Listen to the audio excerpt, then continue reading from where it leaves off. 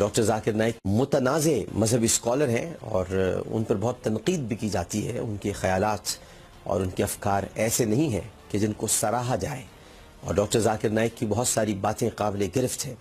لیکن ڈاکٹر ذاکر نائک کا چونکہ معاملہ جب بھارت والا کوئی بات سامنے آتی ہے تو پھر ہم یہ دیکھتے ہیں کہ اپنے فقہی اور اپنے نظریاتی اختلافات کو ایک طرف رکھتے ہوئے ہمیں یہ دیکھنا پڑتا ہے کہ ہم کن سے لڑ رہے ہیں، ہم مشرکین سے لڑ رہے ہیں یا ہم آپس میں مسلمانوں سے لڑ رہے ہیں. ڈاکٹر ذاکر نائک ان کو سعودی شہریت مل گئی ہے.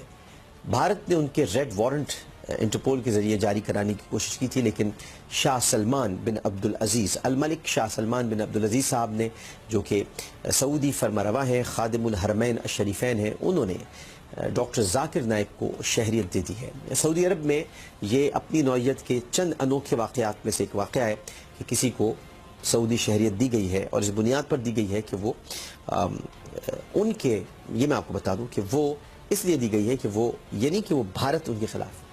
ذاکر نائک صاحب ان کے افکار کی اور ان کے عقائد کی ترجمانی کرتے ہیں. اس بنیاد پر ذاکر نائک صاحب کو یہ شہریت دی گئی ہے، ورنہ ان میں کوئی سرخاب کے پر نہیں لگے ہوئے.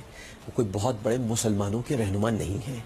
وہ نبی کریم صلی اللہ علیہ وسلم کے لیے بعض ایسے بے ادبی کے جملے استعمال کر چکے ہیں، اور امام علی مقام سیدنا حسین رضی اللہ تعالی عنہ کے لیے وہ یزید حسین دو کو ایک کہتے ہیں اور کہتے ہیں کہ دو شہزادوں کی لڑائی تھی. مجھ سے تو کبھی ان کا سامنا ہوا نہیں ہے، لیکن میں پھر ان کو بتاتا کہ شہزادہ کیا ہوتا ہے اور جنت کا شہزادہ کیا ہوتا ہے.